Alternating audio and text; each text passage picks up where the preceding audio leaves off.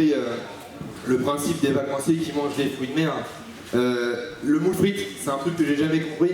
Sous prétexte que t'es au bord de la mer, tu dois manger des trucs de la mer. Moi je sais pas, quand tu vas au Portugal, tu manges pas du ciment. C'était la meilleure vanne du spectacle, je crois.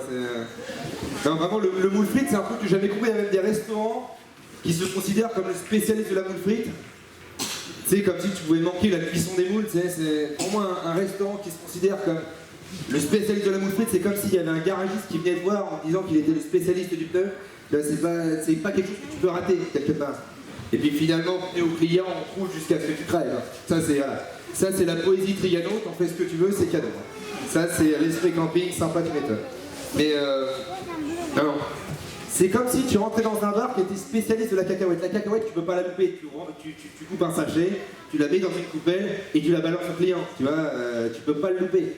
À la limite, si tu veux faire la diff, t'as juste à mettre une putain de belle coupelle et c'est tout.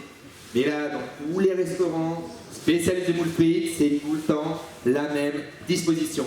T'as la casserole, la petite coupelle et le petit rinçoir qui sent la bite qu'on te donne à la fin. Il y a que ça. C'est-à-dire que c'est partout pareil. Je pense qu'il n'y a pas un seul mec qui est capable de distinguer un bon moule frite d'un mauvais moule frite. Je pense que s'il y avait une caméra sur cette tête-là, le mec se comporterait comme ça, je pense. Je pense que ça donnerait un truc du genre... ça donnerait ça, je pense. Le bon moule frite, il y a le bon et le mauvais moule frite, quoi. C'est... Le bon moule frite, il y a les moules et les frites, tu vois. Et puis le mauvais moule frite, bon bah t'as les moules, t'as les frites, mais c'est un mauvais moule frite. Tu vois, dans le bon moule frite, t'as des pousses d'ail, des échalotes, de l'huile. Bon bah dans le mauvais moule frite, t'as des pousses d'ail, de l'échalote, de l'huile, mais c'est un mauvais moule frite. Mais bref, tout cela ne nous regarde pas. Enfin, tu vois, c'est... vu qu'on est à côté de la mer, qu'il y a du sable, je pensais que c'était normal de plagier. Là, tu peux applaudir là-dessus. Plagier par rapport à la plage, tout ça, tu peux... Sympa. Voilà. Non, les moules frites, c'est vraiment... À la base, c'est un plat belge, les moules frites. Et quand tu regardes la gastronomie française, il n'y a que ce plat-là qui est dans notre gastronomie. Je crois que le moule frite est à la gastronomie française, ce que la levrette est au Kama Sutra. Sympa, facile à faire, un classique toujours sympa à revisiter, mais à un moment donné, t'en as toujours un qu'on a plein le cul. Tu vois, c'est... On voit les connaisseurs de moule frites. On m'étonne. Et c'est vrai que, pour écrire ce sketch, j'ai regardé qu'est-ce qu'ils faisaient à bouffer en Belgique, et là, je me dis c'est quand même pas mal que ce soit vraiment le seul plat. Nous, on a des vrais plats, c'est-à-dire qu'eux ils ont les mêmes plats que nous, mais en moins bien. C'est-à-dire que nous, on a le coq au vin, qui est un plat bourguignon.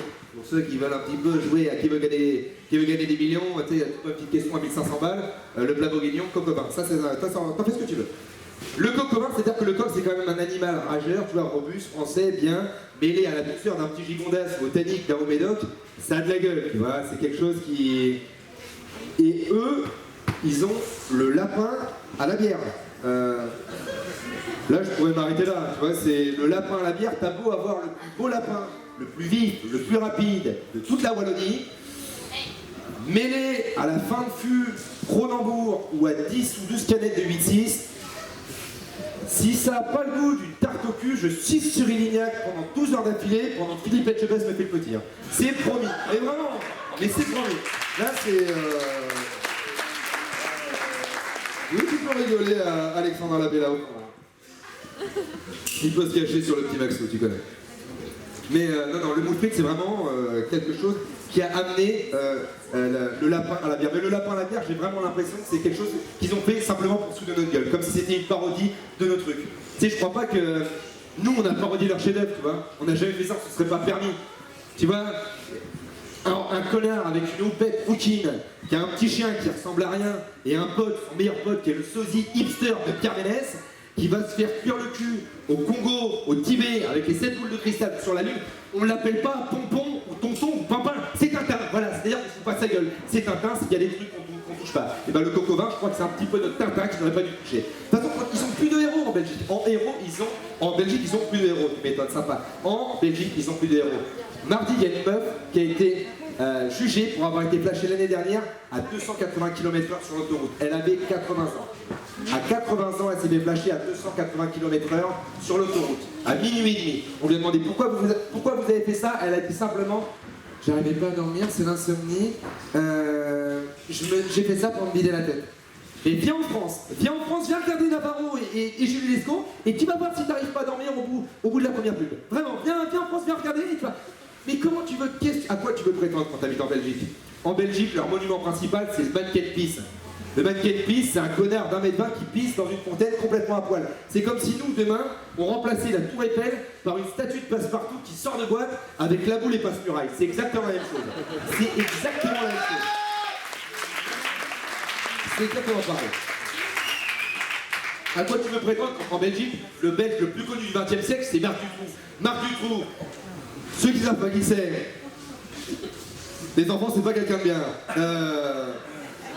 Marc Dutroux, c'est le plus gros pédophile de toute la Terre. C'est-à-dire que c'est un mec qui a été accusé de viol sur mineur, de meurtre avec préméditation et de trafic de drogue. Tu peux être sûr que ce mec-là, s'il sort de sa prison de Nivelles en Belgique, tu peux être certain qu'il signe directement au FC Daesh. Il signe au FC Daesh direct, ça devient l'attaquant le plus cher du monde. Neymar au PSG à côté, c'est une goutte de pisse sur la cuvette. C'est rien de plus. C'est vraiment, il n'y aura rien de plus. Et puis finalement, chou de Bruxelles, champi de Paname, je m'en balèque. Sympa. Champi de Paname, chou de Bruxelles, je m'en balèque. Je dépucelle comme Abdeslam, à Molenbeek. Toutes ces salopes écervelées par la folie. Comme escalopes, elles sont grillées, c'est pas joli. Des putains de merde. Aimons-nous, c'est la belle vie. Et puis, la vie est là. Rien ne sera triste malgré les houles. Et puis, on s'aimera quand il y aura de la bière, des moules et puis des frites. Tu m'étonnes.